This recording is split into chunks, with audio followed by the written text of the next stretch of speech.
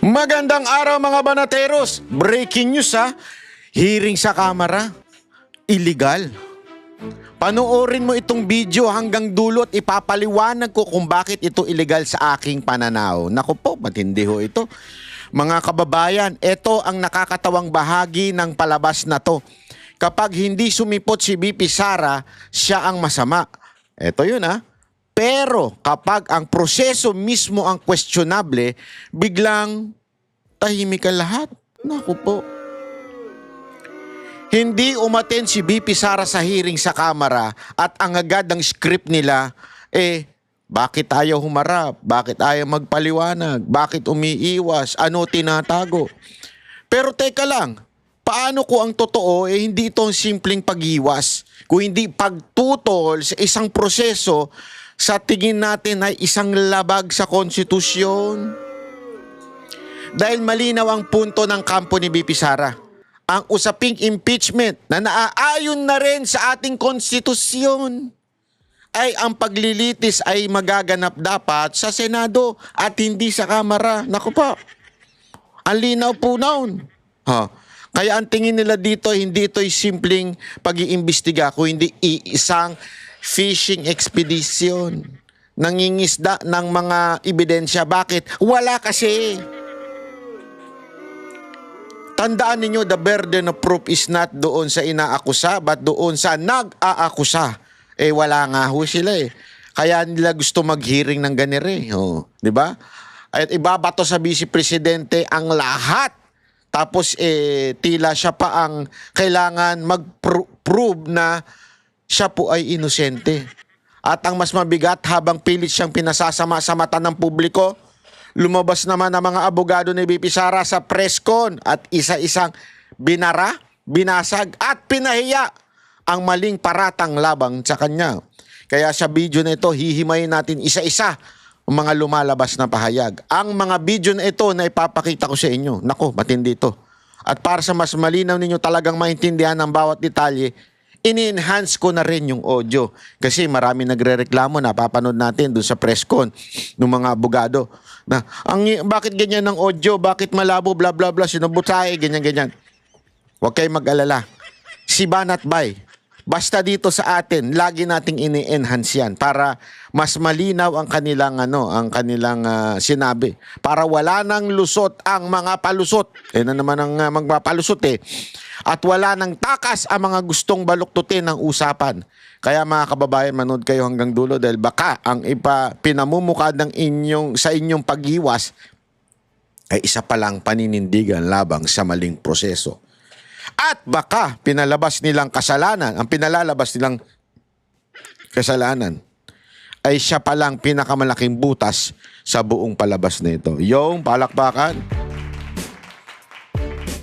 Magandang araw sa inyo mga kababayan.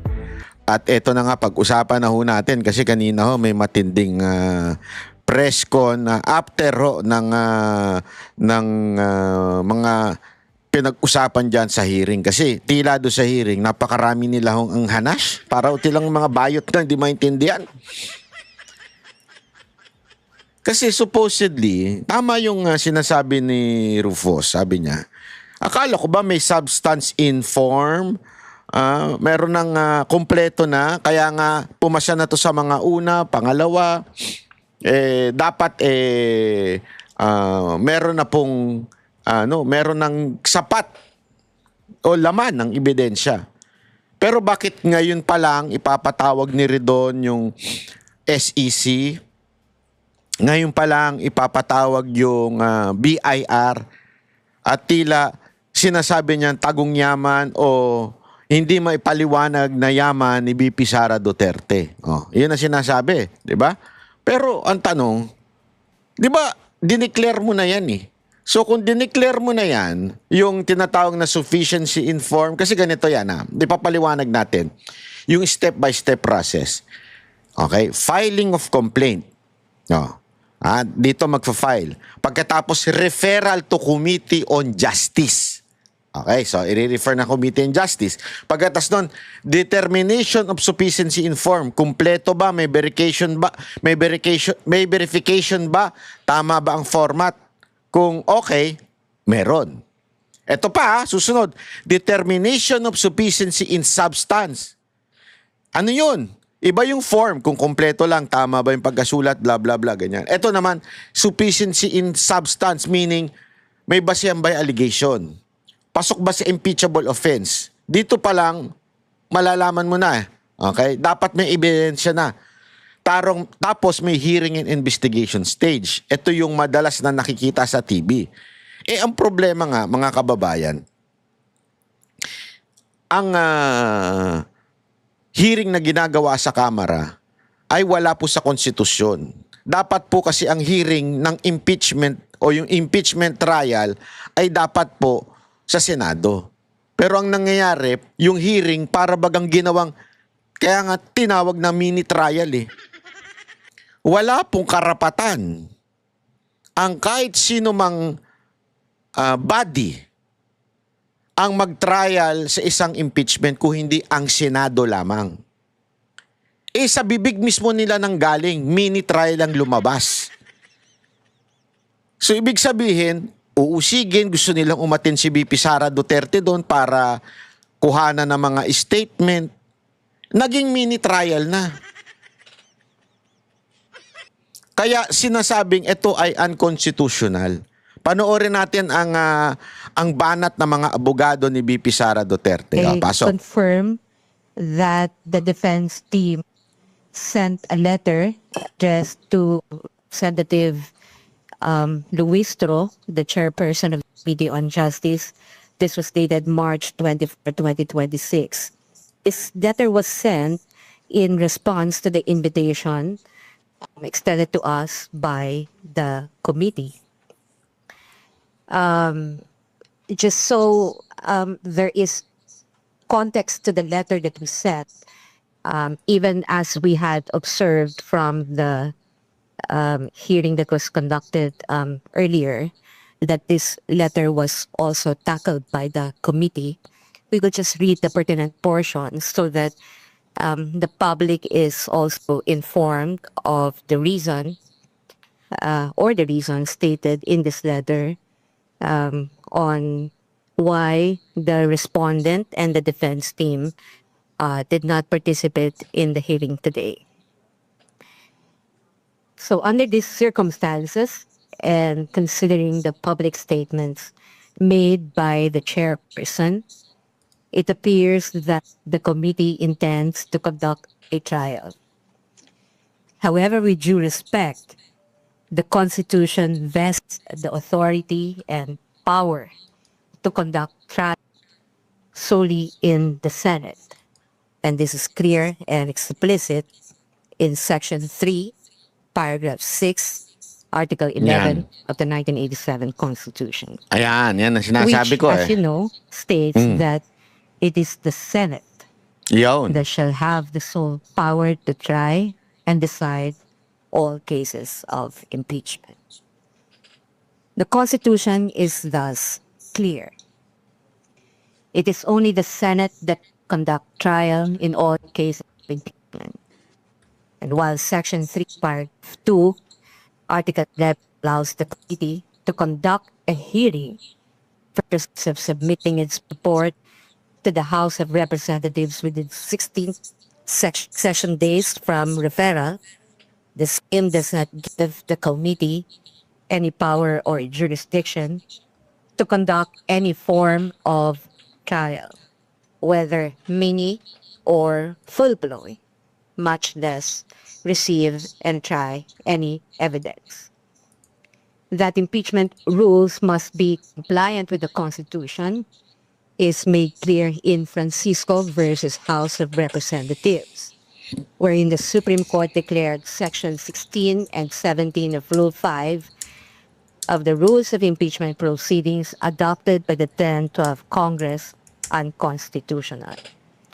And in doing so, the Supreme Court aptly reminded it is basic that all rules must not contravene the Constitution, which is the fundamental law. Yan yung skeleton ng lahat, yung konstitusyon. At malinaw Ayon sa kanyang binanggit, yung article na yan, nakasabi diyan ay Senate lang.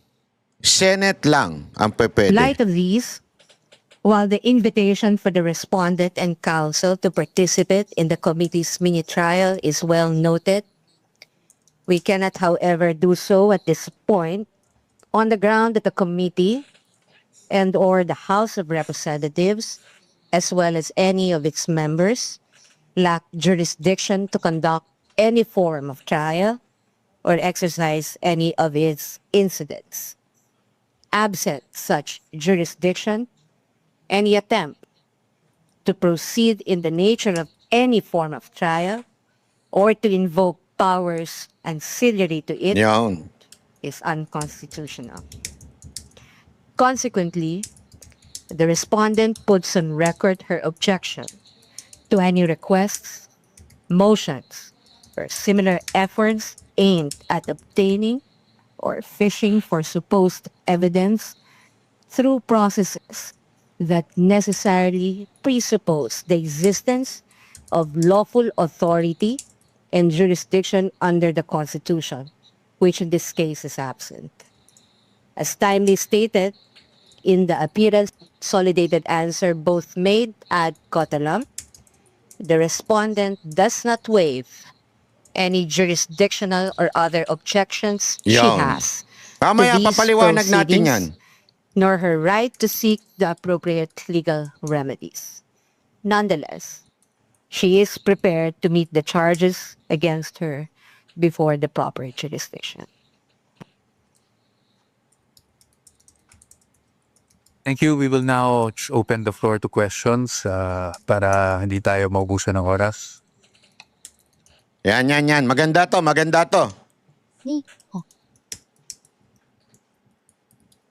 Boy, ginapni mo. May may sir at Eliasan Debo Pro Pasensya na dun sa question, hindi nakuha yan kasi malabo yung yung audio niyan eh. Ha? Malabo niyan, ha? TV Bike. At tatapos sa po yung year Hill Committee on Justice and naman several motions po na natake sa hinin there they want to issue subpoena sa mga ilang dokumento kabihin sa mga financial transactions, ITR, tingin ninyo attorney po kasama doon sa pinasabina. Maybe just get current action on that. And ano po kumanibito ng defense scheme since keto nga may mga iring na yung committee na mga dokumento na mapresenta o mamatagit yun sa Pagpasensya niyo na.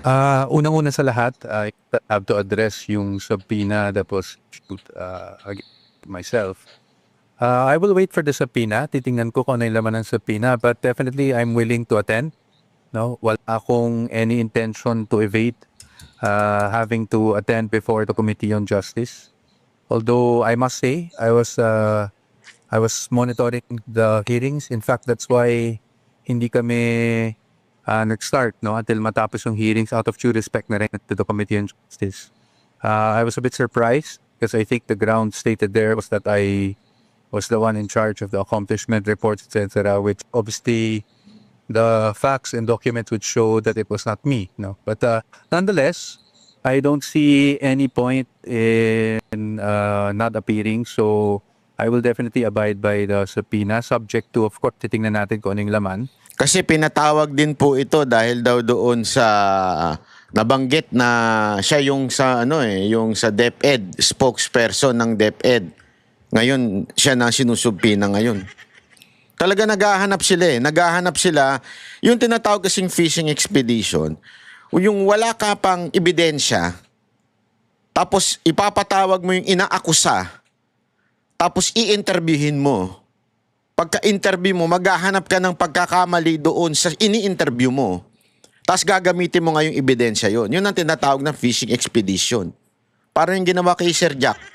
Pinatawag si NBI, tapos doon, naghanap sila ng maisasampang kaso kay Jack. Wala pa talaga silang ebidensya.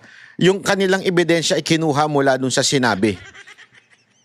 Pagdating naman doon sa ibang subpoena that will be issued for the documents, I think it is our job as counsels to look first at kung ano yung scope ng subpoena and see kung naayon ba sa batas yung pag-issue ng subpoena. Attorney Sheila, is there anything you wanted to add pa?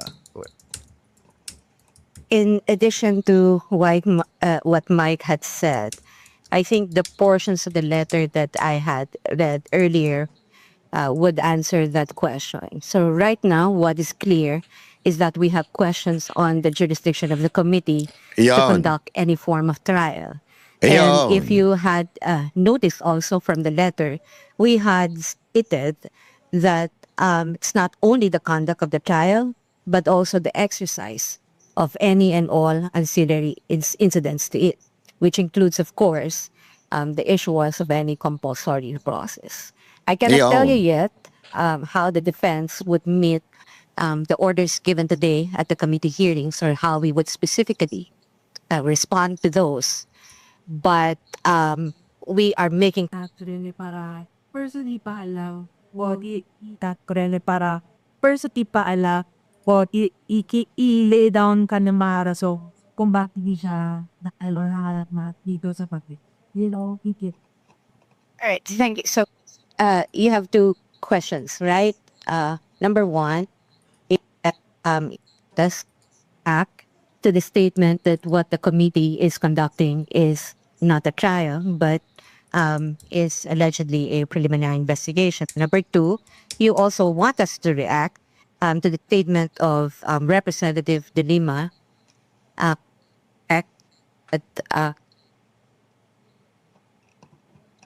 to the effect that the nuance of the response Pasensya na doon sa audio ha, kasi napuputol-putol eh. Pero dyan lang naman po yon sa simula. at the committee Sa simula hearing lang yun. today is allegedly a disrespect.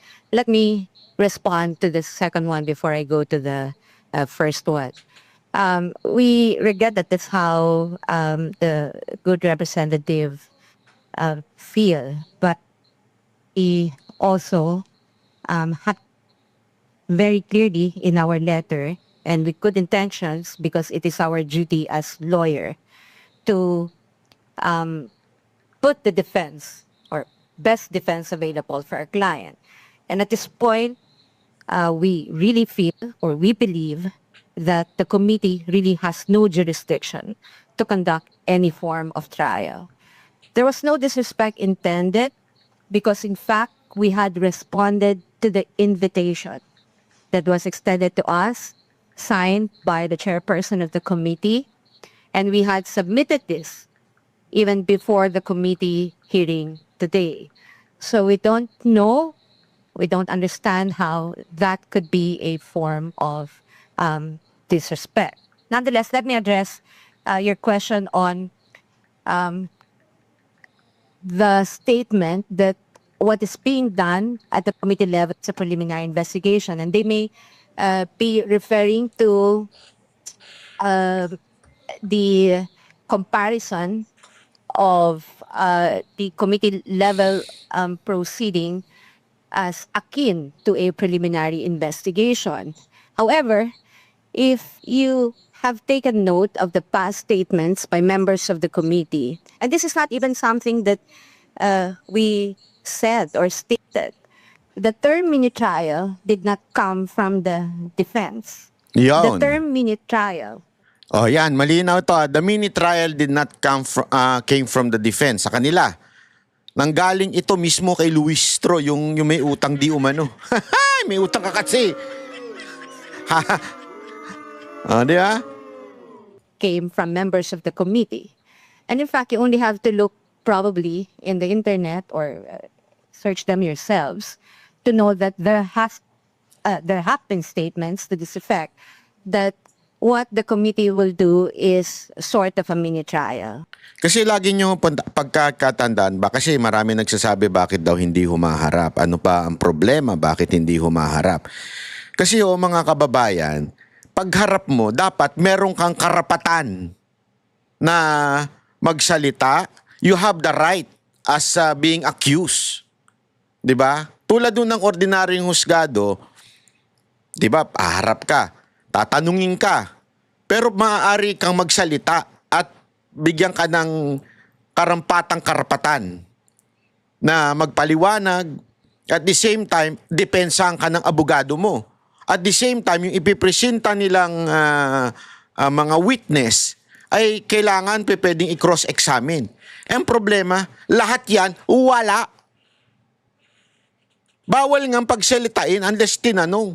Tapos, bawal din questionin ng abogado yung witness na ipipresenta nila. What the kind of rule is that? Di ba? Anong klaseng rules yan? Kung ganun. Sa bagay, sabi nga ng konstitusyon, it is not a trial. It's just a hearing. Therefore, may karapatan ang inaakusa na hindi umattend at may karapatan din tanungin ng abogado na merong itong issue ng jurisdiction. Kasi ladies and gentlemen, for your information, in all trial o in all cases, yan ang number 1 na kini-question ng abogado, yung jurisdiction. Number 1 yan. Diba? Katulad ko, meron na ang desisyon ng korte o meron na sinabi ang Supreme Court na dapat pag inakusa ka ng libel ay doon sa opisina mo. Ibig sabihin, nung inakasahan ako ni Zaldico, dapat sa opisina niya yung magkaso. Doon kung saan yung opisina niya. Which is the House of the Representative. Di ba? Although, kinwestiyon nga namin yung korte, bakit sa Legazpi yung kaso? Dapat sabi ng Supreme Court ay kung saan yung opisina. Although, hindi na napagbigyan. Okay? Dahil nga sa, alam mo naman, ibang klase si Zaldico. Maraming maleta. Wala tayong sinasabing pero ang sinasabi lang natin, hindi ho tayo napagbigyan. Hanggang inakyat na po namin and eventually na-dismiss na din po. Bakit? Again, number 1 po yan. Jurisdiction. Napaka-importante ho yan tinatalakay. And so, our response to that is, given that the Constitution only vests the power and authority to conduct trial in the Senate, Yan. then the House of Representatives or any of its committees cannot do that. And I think this is very clear also in the Duterte ruling, both in the 2025 and 2026 decisions of the Supreme Court, that constitutional parameters with respect to the conduct of the entire impeachment proceedings should always be complied with. Especially given that it's not only a purely political proceeding, it is also a legal proceeding, and therefore must comply with the fundamental law. And what is our fundamental law? Our fundamental law is the Constitution. You don't even have to write it in any contracts or like. Grabe, lalim magpaliwanag ni ate, no? Patay sila eh. Patay sila sa lalim nito magpaliwanag eh. Agreements or any rules written in every rules, in every contract. That's how fundamental the objection of the respondent is to the committee proceedings. Yun po na attorneys Joseph Petera po from Canada Politin. In asserting the constitutionality of the House jurisdiction over the impeachment, that may Pasensya na again doon sa nag-i-interview, malabo talaga yung audio niya, sobrang hina yan kaya hindi siguro na-detect nung yung app na panglinaw. Ang ipansinin na lang natin yung sagot po ng abogado. What are we trying to achieve here, Uba? Are we trying to stop the House hearing or have we made any legal good na ipadit po to? Or it's just a mere position of the RSC? Ano daw ba ang purpose Well, for now, ninyo? that's really the position of the defense team na unconstitutional in nangyaring proceedings, diba? Ngayon, ang tinitingnan natin, ang sinasabi talaga natin dito to simplify things. Sa Constitution, very clear naman yung nakasulat. No? Number 1, ang initiation ng impeachment proceedings that belongs to the House. That is exclusive power to the House. We're not contesting that. No?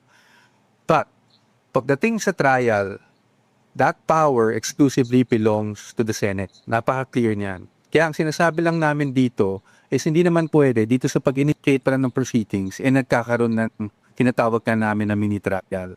At again, kaklaruin ko lang yung emphasize ko lang yung nasabi na ni Atty. Sheila. Hindi po sa amin ang galing yung term na mini trial.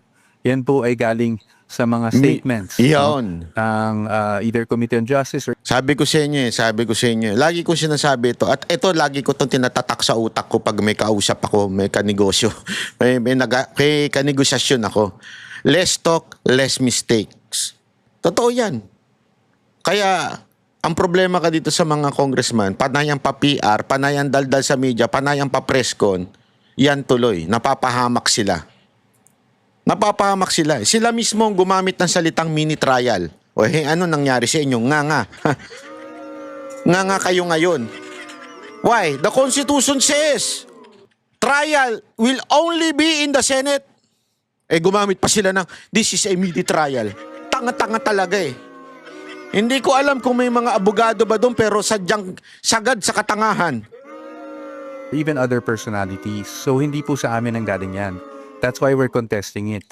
Ngayon, ano ba ang trabaho para sa amin ng Committee on Justice? At least aming pananaw. And again, with all due respect to the members of the committee and the committee itself. No, walang ka-respect Ang trabaho yun. po ay to determine, sabi nga nila, kung ito ay iaakit na sa plenaryo at iaakit na eventually sa Senado, hindi pa. So ang parati namin sinasabi, kahit sa previous interviews ko, ang gagawin lang naman is to evaluate the complaints and the evidence at hand. No? Kung ano yung mga naka-attach na ebidensya doon sa complaint. So yung pagpapatawag ng mga witnesses and all those things and asking for documents, that goes well and beyond, di ba? Yung evaluation lang kung ito ay dapat mapunta na sa plenaryo at ang sa ganun ay maiakat na sa Senado. So sa ngayon, are we going to question this? Kasi I think that was your question talaga. Of course, that possibility is always there, hindi ba? But hindi po na kami magsasabi ng anything categorical. Ito ay dapat pag-usapan hindi lang namin pero pati na ng aming kliyente at titignan natin kung anong mangyayari. That's why we have been monitoring these proceedings from day one. And then we'll let you know kung meron na kaming desisyon upol doon.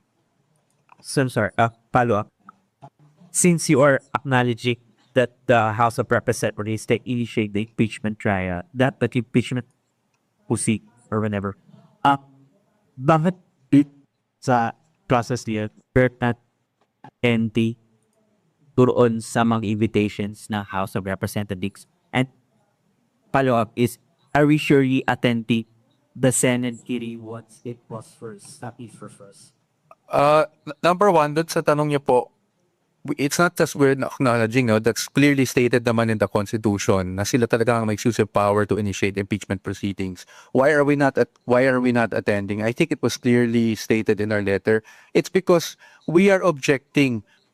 There's a fundamental objection to the proceedings itself because for us this goes well and beyond what is contemplated within initiation of impeachment proceedings.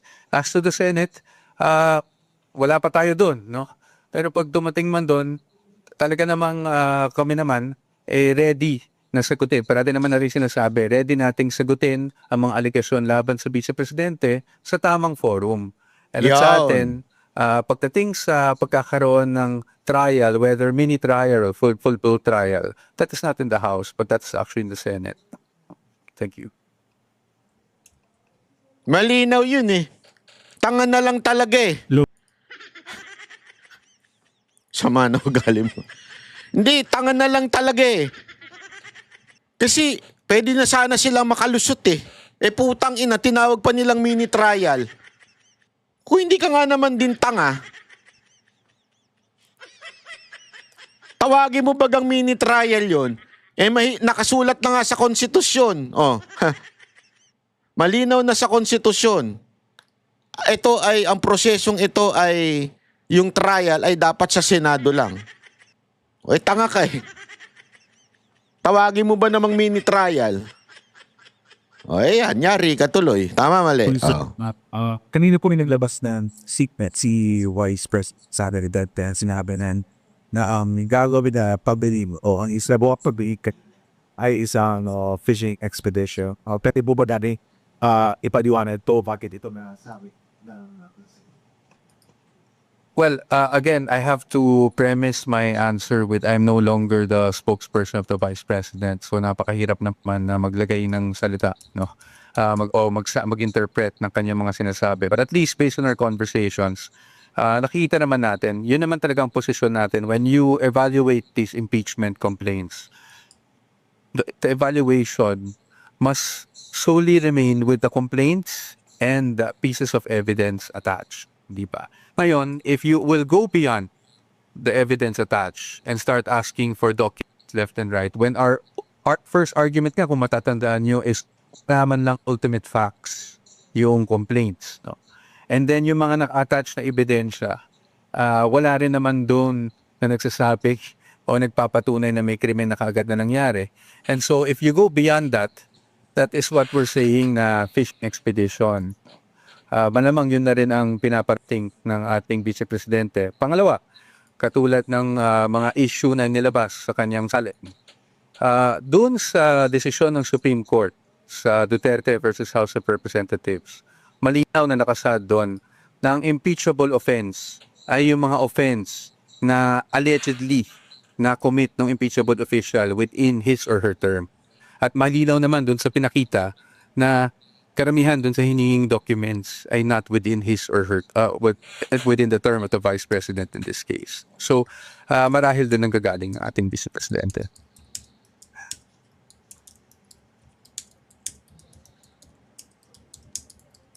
Pinapilo ko rin din daw sir kami the types. I just like to note lang po yung mga subpoenas nila minti dun sa subpoenas 21st Salte.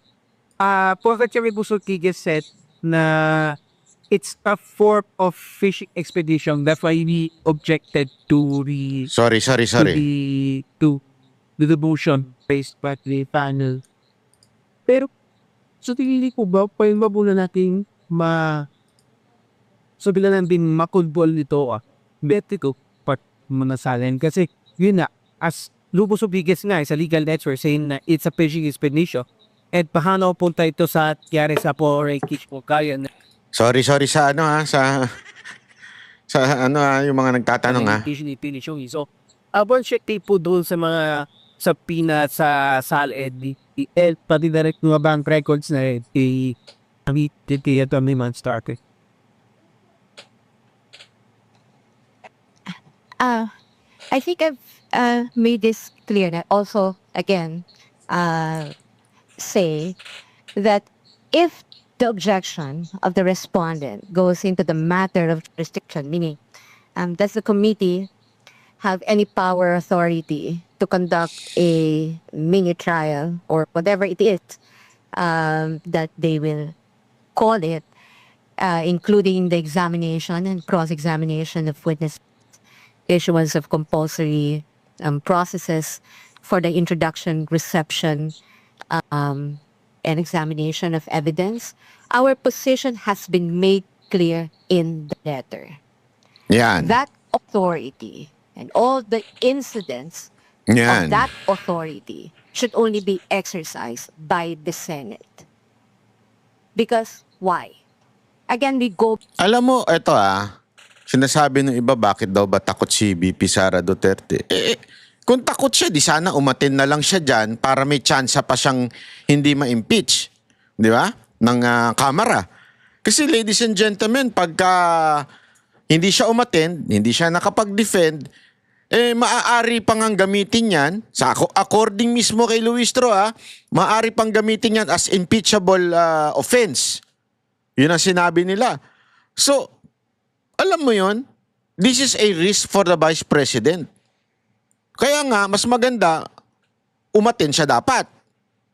Pero dahil nga atapang-atao to si BP, hindi takot to ma-impeach.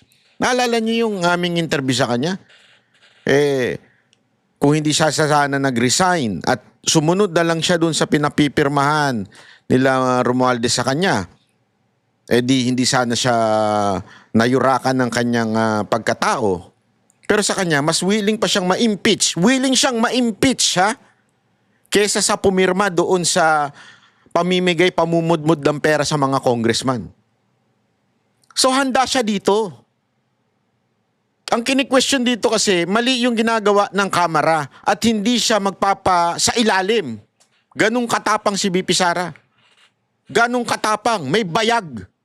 Mas may bayag pa siya dun kesa sa mga mukhang perang bayaran dyan sa Kamara eh. Mas may bayag pa siya. At sinasabi dyan, ganun. O sige, hindi ko atin. Bala kayo. Ipasa nyo yan. And then, kasi remember, what's next after another hearing? At hindi na naman siya umatin. What's next? Ang susunod, magbobotohan na. Pag nagbotohan, dahil hindi nga siya umaattend, maaaring sabihin ng iba, ganun na, sige. Impeach ka ngayon. O di, ang nasa balita, ano? Ano nasa balita na naman yan? Second time around, na-impeach si BP Sara Duterte. May mga paganyan-ganyan niya mga media. Alam mo naman mga media, mga putang inang bayaran niya mga yan eh. Sorry pagpasensya nyo na yung pagmumura ko, pero bayaran kasi talaga yung mga animal na yan eh. Boboto na yan after nun. Una, committee vote. Yung may probable cause ba, uusad ba, o wala. After nun, magkakaroon ng report. I-report sa plenary. Pagkatapos nun, pagbobotohan sa House. Ito na yung 1/3 vote ng lahat ng House member. Pagka impeach na. Ibig sabihin, diretso na dun sa impeachment trial. Pero ang tawag kasi doon, impeach na. Tulad nung nangyari nung una, na pinaspas nila. Ito na ngayon. Di ba? Ayan na. Sa akin, talagang iba ang tapang nito ni BP Sara. Under Article 11, Section 3, Paragraph 6, it's only the Senate that can conduct trial, Yan. that can examine witnesses, that can cross-examine witnesses, that can issue subpoena for the production of evidence. In fact, if someone here earlier asked, this is akin to a preliminary investigation, under the current rules of preliminary investigation and inquest proceedings, even the matter of deciding or Linawin natin Article 11, Section 3. Ito ang pinaka-importante sa lahat. The Senate shall have the sole power to try and decide all cases of impeachment. Senate, hindi Kamara. Ito naman, the House of Representatives shall have the exclusive power to initiate all cases of impeachment. Initiate lang sila. Pagdating sa trial, Senate lang. Nasa konstitusyon yan. resolving the complaint, it's only limited to the complaint and the counter affidavits of the respondent and other affidavits and the evidence at hand. Nothing beyond evidence at hand. Malinaw. And let me clarify this because it might be that the idea that just because the respondent did not appear and sent other through lawyers stating the reasons for non-appearance, which raises issues on jurisdiction, it doesn't mean that she or us or we are just raising technical issues. Because I think every lawyer knows that the matter of jurisdiction is always substantive. Cannot even be waived. Cannot even Tama. be, a subject of any agreement. Once a body, once a tribunal acts beyond the powers vested in it by the Constitution, that cannot be allowed. Yan. Tumpak, lumpak, lagpak. Last question. Open by the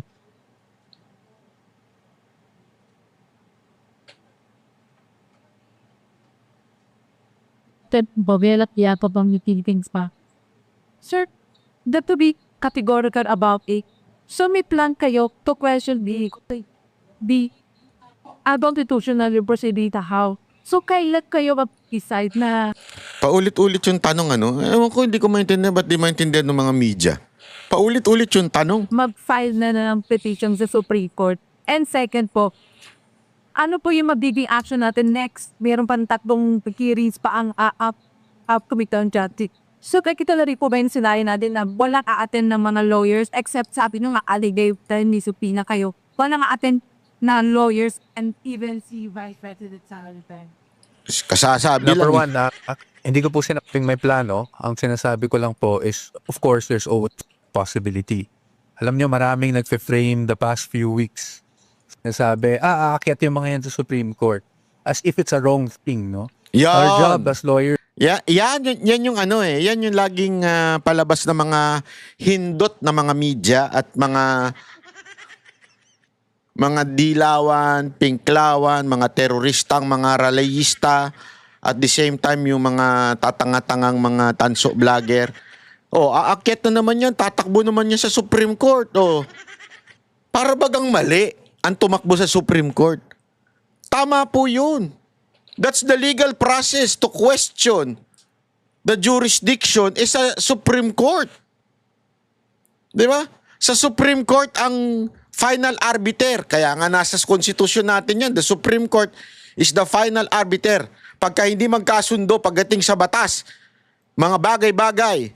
Kahit, ito hindi nyo ba alam ito? Kuwari, gumawa ng batas ang Kamara. Gumawa ng batas ang Senate. Nag-bycam.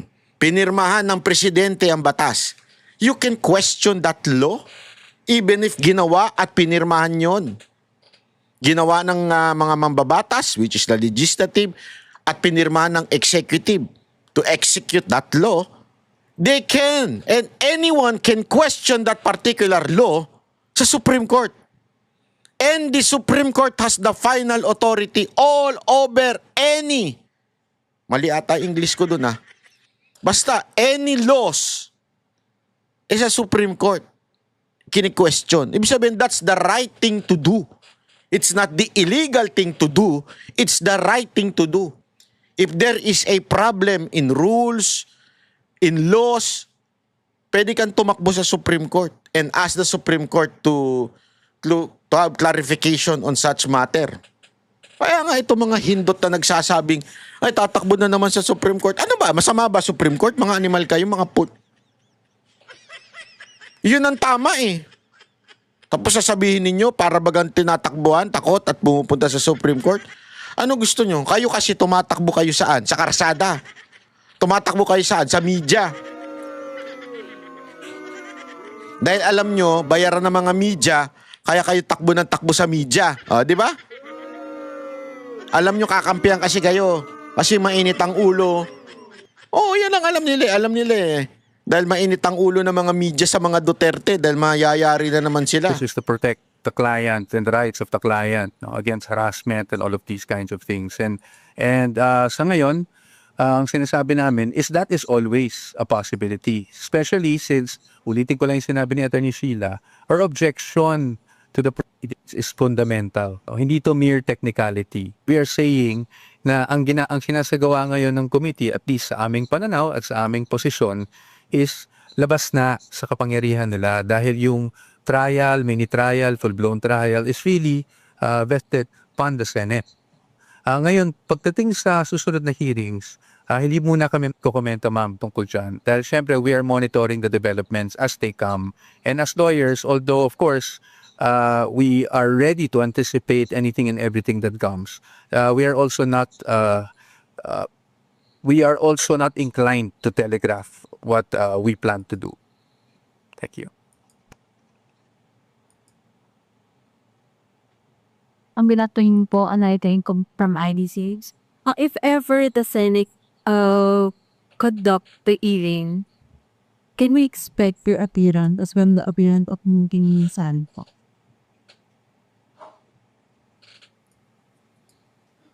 Again, I think our letter is clear. We cannot participate. Ma'am, paulit-ulit ka na po, ano? Pagpasensya nyo na, ha? Medyo mabagal lang talaga pumick up yung mga media ngayon, eh. Hindi ko alam bakit. Na proceeding that we think is unconstitutional. We cannot have the Vice President appear before a body exercising a power or authority that is vested by the Constitution in another tribunal.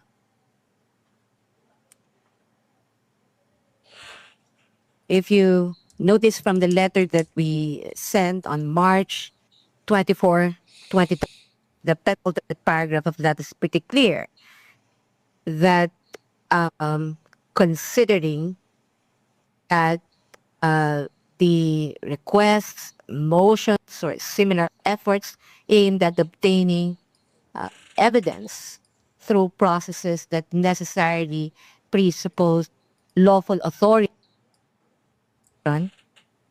then, which in this case we believe is absent, then we cannot participate in the proceedings. This is not even something new. This is something that every lawyer questioning the jurisdiction of the court on behalf of his or her client.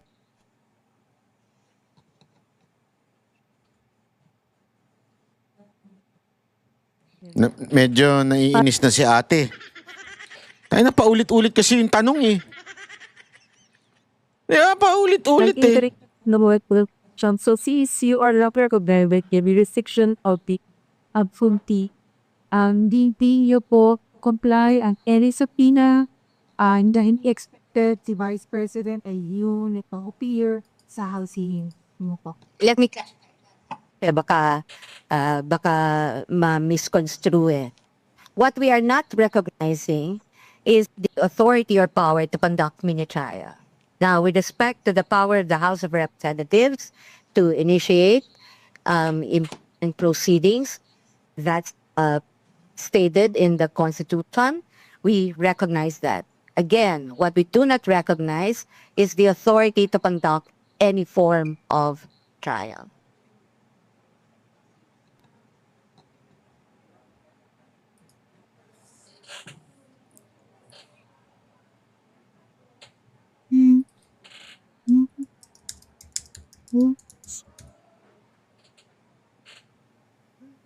We can't tell you yet what will happen in the next weeks until the committee has concluded its proceedings because, as you know, the committee has just finished the hearing this afternoon, and we have yet also to receive any invitation or notice for the next hearing.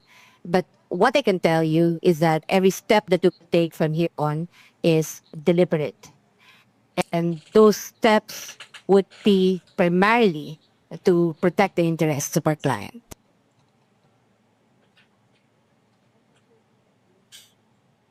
And Pakita natin ito ha, kasi paulit-ulit na po sila dito eh. Wala nang kwenta eh. Ito. May mga papakita lang ko sa inyo na napaka-importante na patunay na fishing expedition ito. Ito. Madam Chair. The Honorable Ridon. I wanted to return again to the matter of SALN and unexplained wealth. I understand that... Ito na naman yung unexplained wealth. Nakala mo naman hindi talaga na ipaliwanag. Hindi nyo lang maintindihan. Mahina kasi mga kukutin nyo. Congressman Chu had already moved for the subpoena of the SALNs of the Vice President. And I will also be moving for the following ano na lang natin na ipo-forward na lang natin para kasi maraming humihingi ng kesyo subpoena about the BIR ganyan. Pero pakinggan natin tong argument po ni maganda to eh. Of subpoena duces tecum with respect to the general information sheet. Yan yung subpoena to kuking. And annual financial statements of the business establishments mentioned already by the Honorable Ridon. Do I hear a second? The same has been seconded. Is there any objection? Madam Chair, objection. Objection, Your Honor. You're recognized, Honorable grounds for Rodriguez. objection. May I know first why these companies registered with the SEC will be subpoenas in its record? Is there a nexus between this to the allegations in the complaint, third and fourth complaint? May we know? the relevance of these corporations to the present impeachment case against the Vice President. The proponent first, Honorable Ridon, followed by the Honorable Keith Flores. Mahalaga po yung pagpapaliwanag mula sa una, sa mga kinita po ng mag-asawang Duterte Carpio from their own personal income, which will be reflected from the annual income tax returns. Pangalawa, mula din po doon sa mga corporate documents kung saan po sila kasali. Sapagkat doon po natin makikita kung yung po mga other lawful income para maipakita na ang lahat po ng kanyang kinita over the course of 17 years from 2007 ay mga lehitimo pong kita mula sa sahod at mula po sa kinita mula sa propesyon at mula po sa mga negosyo. So, meron pong clear relevancy. Ito pong mga SEC documents po na ito dahil dito natin makikita kung kumita ba o hindi, ito pong mga kumpanya na ito, sapagkat kung kumita po ito, maipapaliwanag ng atin pong pangalawang Pangulo at ng kanya pong mister, na talaga pong kumita ng tama over the course of 17 years from other lawful income katulad ng propesyon at iba pang mga negosyo, ang kanila pong pagsasama. So dito po maipapakita ng atin pong pangalawang Pangulo na hindi po unexplained wealth. Ito po nga kanyang pagkakaroon ng 88 million na net worth in 2024 kumpara po sa kanya po nga kinita na cumulative link sahod from 2007. O, tingnan nyo to ha. Wala pa siyang proof. Wala pa siyang ebidensya, ika nga. Hihingi pa lang siya. Tapos gusto niya ng gawin dyan at ipatawag yung kung sino mang mga kailangan ipatawag. So hindi na ho ito hearing. Anong tawag na dito? Trial na ho ito. Kagaguhan na. 2024 na more or less mga 30 million to 40 million pesos lamang po, Madam Chair. The Honorable Flores. Thank you, Madam Chair. Madam Chair, I'm joining the objection of Congressman Rufus Rodriguez only on the following grounds, Madam Chair, that the request being made by Congressman Ridon covers periods when the respondent was not yet the Vice President, Madam Chair. I'm going back to the decision of the Supreme Court when it said that we can only file impeachment complaints against an impeachable officer for things done during the incumbency or while she is holding the impeachable office. So by requesting documents or data or figures that would include the time when she was just Vice Mayor, I think, in 2007, or holding other positions that are not yet or may be considered impeachable, that's where my objection is, Madam Chair. Honorable Ridon, would you like to comment to that? Tama naman po yun, pero what May punto. Bakit mo kailangan hingin yung mga dokumentong hindi pa Vice President si VP Sara Duterte?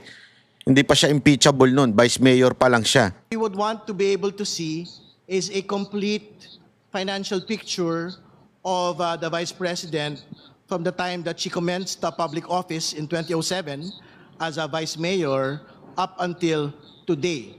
That would be a proper objection with due respect if we had ended our request previous to 2022. But to be clear, I think a big chunk of all of these businesses' requests will most definitely cover up until today, Madam Chair. And more particularly, there are specific firms here which basically cover the term of the Vice President already. Geometry Security, Amianan Shores, Cable Tow are some examples. But to be clear, all of these are firms that had been listed in the 2024 SALN, which is why I think the nexus between the documents of the SALN and the corporate records is established as we speak, Madam Chair. Would you Madam like to Chair. make additional manifestation? May I secure from Congressman Ridon a statement of ultimate facts in the third and fourth complaint, which mentions these corporations? Are there any? None. There is none. None. Second, are there annexes that would show in the third and fourth complaint that would, mention and that will pertain to why you're going to ask for subpoena ducis tecum to the SSC? Dotos tecum kompetong kakong kekong. And for the records there. Are there annexes in the complaint? There is none. Madam Wala Chair, din. clearly this will be the biggest fishing fleet expedition. Yo, natumpok mo. Because it Yo. was, we only deal with ultimate facts. In fact, we are trying here to determine whether there is violation of the 6 grounds of the Constitution as stated in the 2 complaints. And so therefore, how Yon. can we have that? Madam Yon. Chair? So that's the first one. Secondly, did I hear from you that you want records from a law office? Yan. I heard something. Duruin because this mo! is new Duruin mo! to us. This is a surprise to us, all of us here, that they are now a subpoena for entities that are not included in the complaint. So are you saying there's something about a law office? To be clear, these are in the SALN of the Vice President for 2023 and 2024. So I think there is nothing that prevents this committee from basically issuing subpoenas on documents that are actually public documents, Madam Chair. No, I'm asking specifically. There was a statement. You're asking for subpoena for a law office. Yes, because our assumption is that this is an incorporated law office because it was stated as one of the business interests of the Vice President in her SALN. Aware of the privilege communication between lawyers and client? This will exactly violate that provision of privilege. You cannot subpoena law firms for representing a person either accused or in impeachment cases. How can we subpoena a law firm for acting as a lawyer for... Tanga kasi. Pasensya ka na, tanga lang. Pati yung abogado, sinusubpina, lawyer nga sila eh. Anak ka ng weteng talaga. The Vice President, can you give us a reason why we should subpoena law firms under the rules of court and under the Code of Professional Responsibility? We cannot subpoena records of a law firm. Sure, court records or communications between clients and the lawyers are Bobo. Wala eh. Basta namuliti ka talaga, magmumukha ka lang tanga eh. Pati ba naman yung law firm? absolutely privileged communications. But if this particular law firm is an incorporated entity within the Securities and Exchange Commission and had been submitting annual audited financial statements year after year and general information sheets, I don't think we are precluded as a committee, as an impeachment proceeding, from requesting these particular documents. We are not talking about conversations between the clients of Duterte Carpio or Carpio lawyers.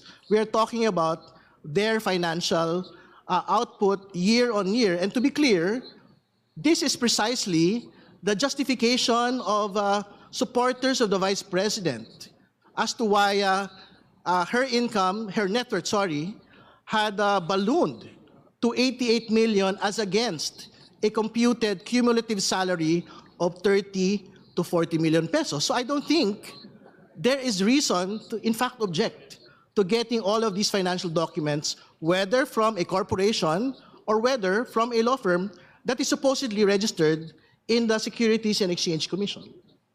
Madam Chair. May I call the Honorable Jokno? Ang hirap ano. Magkakasing bitter porket sinugi ka ni Pangulong Duterte. Sablay lahat ng hirit mo eh. Sa bagay, pagka bitter ka nga naman talaga, wala talaga.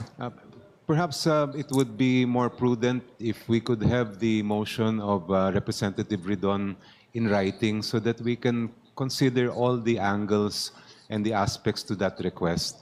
I think that we would need to tread carefully when it comes to these matters, especially given the points raised by Representative Rodriguez. Motion, hearing suspended. Ang hirap, ano? Mahirap talaga yan. Oh, nasuspend tuloy. In the hearing, but the House just... Oh, 'di ba? Ay kasi nga again, hindi na itong si Rufus hindi ho ito maka Duterte Actually, binanatan niya nga yung mga abogado for not attending. Kaya lang, tama nga naman, fishing expedition na yung ginagawa nito ni Ridon. Kahit nga yung isa, yung si Flores, dilawan din yun. Ang lupit nung bumanat sa mga Duterte. Dati maka Duterte yun, pero ang tindi ng bumanat sa mga Duterte ngayon. Pero siya rin, sinasabi niya, hindi naman kasama na yan, bakit kasama pa yan? Ewan ko kung bumabaloktot na naman kasi pagkabalimbing yun eh. Di ba? O ito, tingnan ninyo tuloy ang mini hearing. Mismo si Luis Tro nagsabi nito. Pakinggan nyo. The Vice President has been invited to participate. She is reportedly prepared for a full-scale legal battle, a bloodbath, as it has been described, assembling a very large team of lawyers. She is apparently ready to face the accusations and defend herself at length.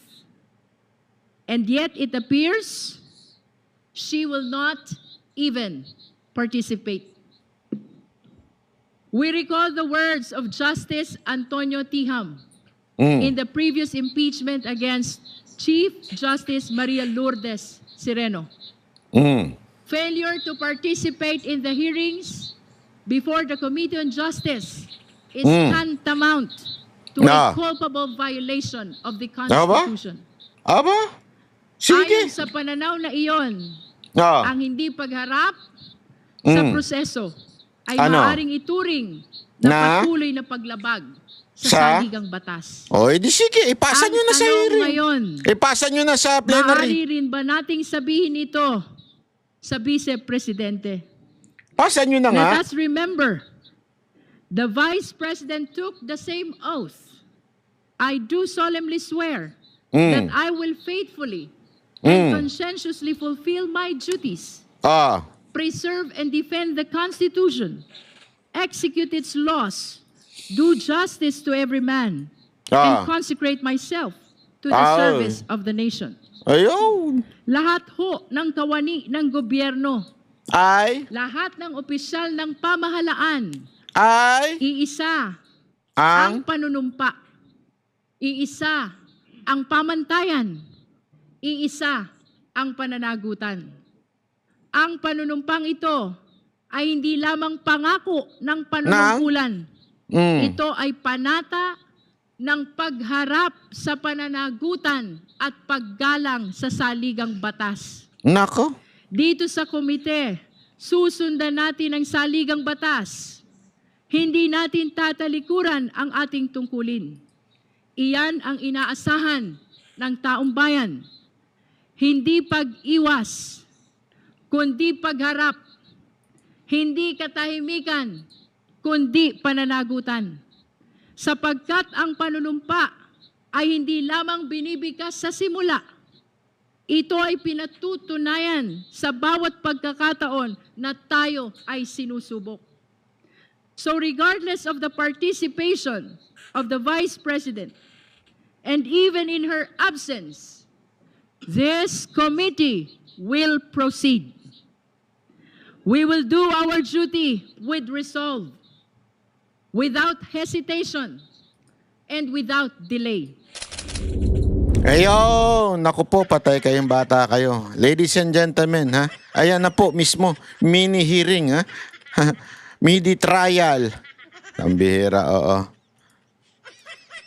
Alam mo, mga kababayan, ito kasi ang problema ho dito sa mga sa mga tao na ito. Kasi pilit talaga nila Pilit talaga nilang awan ko nga. Ito pananaw ko lamang po ito Pananaw ko lamang po ito na tila talagang sinasabi nila kanila pong pinagpipilitan na umaten si BP Sara Duterte para maging circus, ika nga yung pagdinig. Bakit?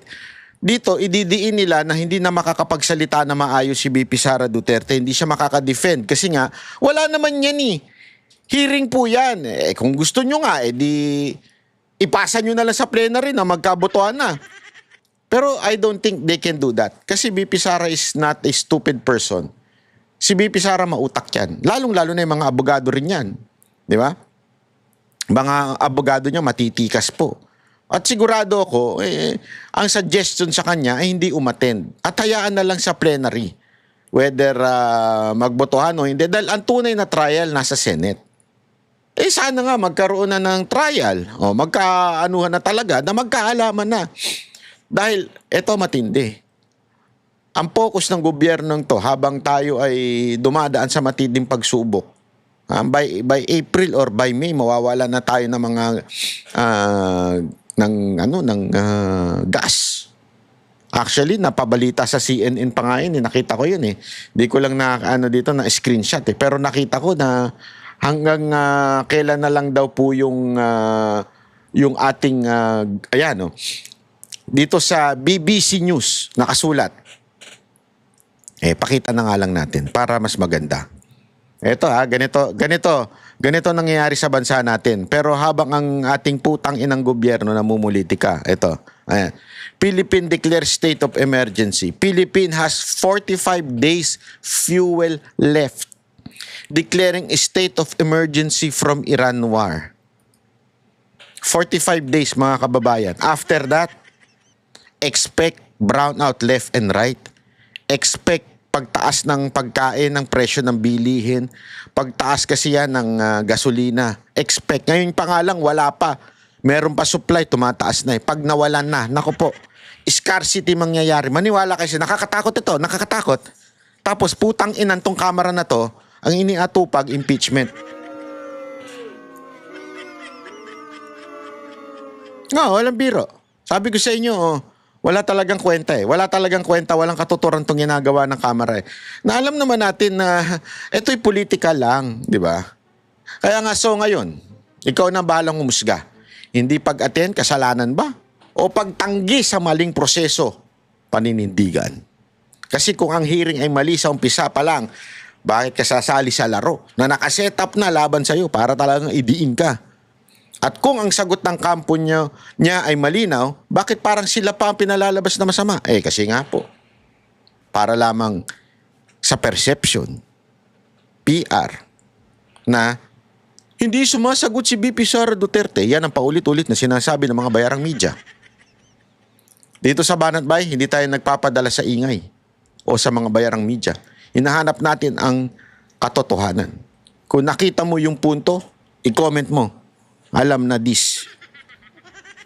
At kung gusto mo ng ganitong klaseng banat, yung hindi takot magsabi ng totoo, mag-like, mag-share, mag-subscribe. Dahil araw-araw may kwento na kailangang wasakin ng kasinungalingan at doon lang tayo sa katotohanan. Maraming salamat po. Ako po si Banat Bay.